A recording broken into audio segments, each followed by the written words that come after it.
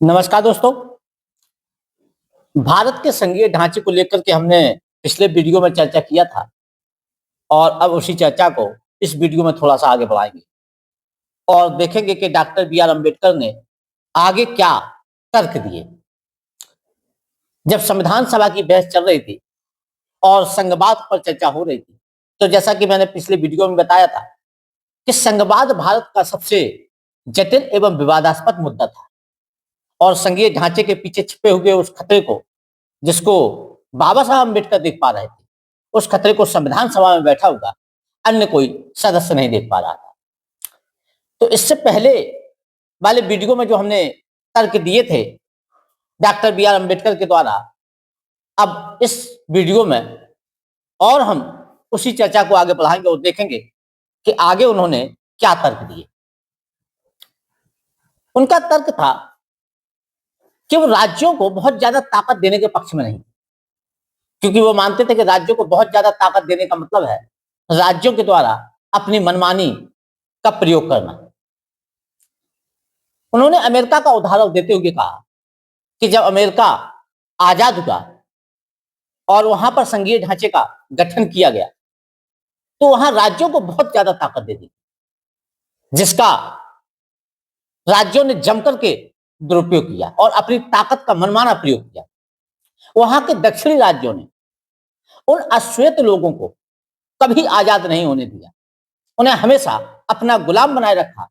उन्हें जब तक अपना गुलाम बनाए रखा जब तक कि अमेरिका को गृह युद्ध जैसी स्थिति का सामना न करना पड़ा।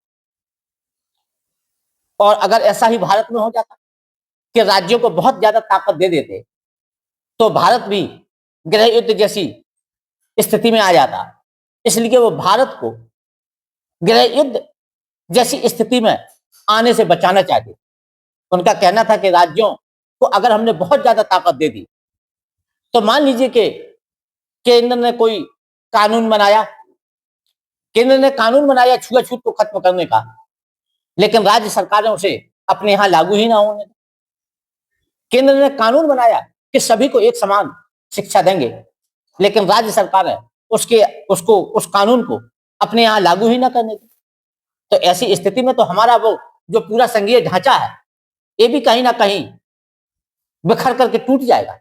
इसका भी वही हश्र होगा जैसा कि अमेरिकी संघीय ढांचे का हुआ था। इसलिए वो राज्यों को बहुत ज्यादा ताकत देने के पक्ष में नहीं। उनका कहना था कि अगर संघवाद को हमें चलाना है, तो केंद्र में एक मजबूत सरकार का होना आवश्यक है, जो राज्यों की मनमानी पर हर प्रकार से अंकुश लगाए रखे।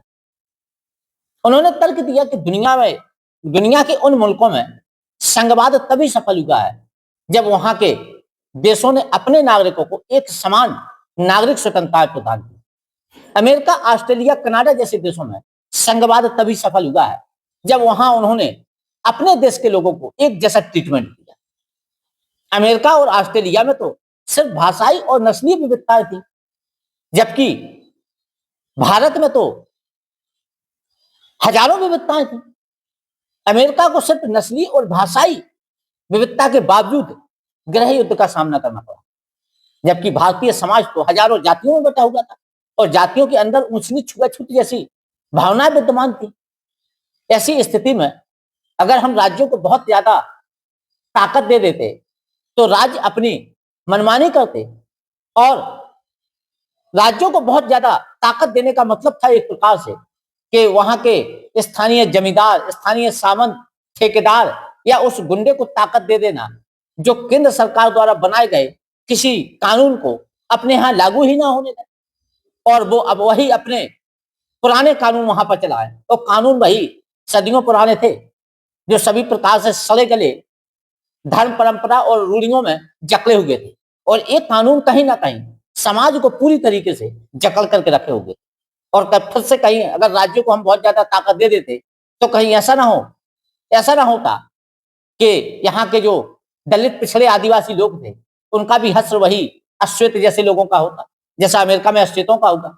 यहाँ के स्थानीय जमींदार, ठाकुर, यहाँ के सामंत, उन लोगों को फिर से उसी गुलामी में जकड़े रहते जिस प्रकार से आजादी से पहले उनकी जो स्थिति थी। इसलिए बाबा साहब अम्बेडकर का कहना था कि राज्यों को हम बहुत ज्यादा ताकत नहीं दे सकते। अगर हमें संघवाद को सही तरीके से चलाना है तो हमें केंद्र में एक मजबूत सरकार की आवश्यकता है। फिलहाल उनके अपने तर्क थे और उन्हीं के उन तर्कों की वजह से आज भारत में जो संघीय मॉडल खड़ा हुआ है ये सफलतापूर्वक कहीं ना कहीं चल रहा है।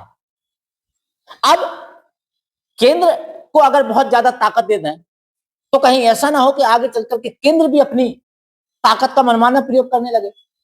तो इस वजह से अब केंद्र और राज्यों के बीच में अगर हमें संघीय मॉडल को चलाना है तो उन दोनों के बीच में संतुलन बनाना अति आवश्यक है।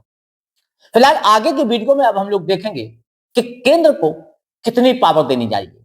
अभी तक तो हमने राज्यों के पक्ष में उनकी दलीलें सुनी कि वो क्यों नहीं राज्यों को बहुत ज्यादा ताकत देना चाहते थे। आगे के वीडियो में हम देखेंगे कि केंद्र के पास में कितनी पावर होनी चाहिए। अगर आपका संघीय मॉडल से संबंधित कोई प्रश्न हो तो आप उस प्रश्न को कमेंट बॉक्स में पूछ सकते हैं, क्योंकि ये जो संघीय ढांचे वाला हमारे संविधान का जो एक कॉन्सेप्ट है ये काफी, आप ये कह सकते हैं कि काफी कॉम्प्लेक्स टॉपिक है। तो अगर आपका इससे संबंधित कोई प्रश्न हो तो आप कमेंट बॉक्स में उसको पूछिए। प्रश्न आपका बहुत ज्यादा प्रभावित करने वाला होगा तो हम उस पर दूसरा एक नया वीडियो बनाएंगे। अदरवाइज हम आपके प्रश्नों के जवाब कमेंट बॉक्स में ही देने का प्रयास करेंगे। आज के लिए बस इतना ही। आगे की वीडियो में हम फिर से चर्चा करेंगे इस बात की कि आगे केंद्र के पक्ष में बाबा साहब अम्बेडकर ने क्या दलीलें दी और केंद्र को कितनी ताकत देनी चाहिए, इस पर उनके क्या तर्क थे। आज के लिए बस इतना ही। धन्यवाद।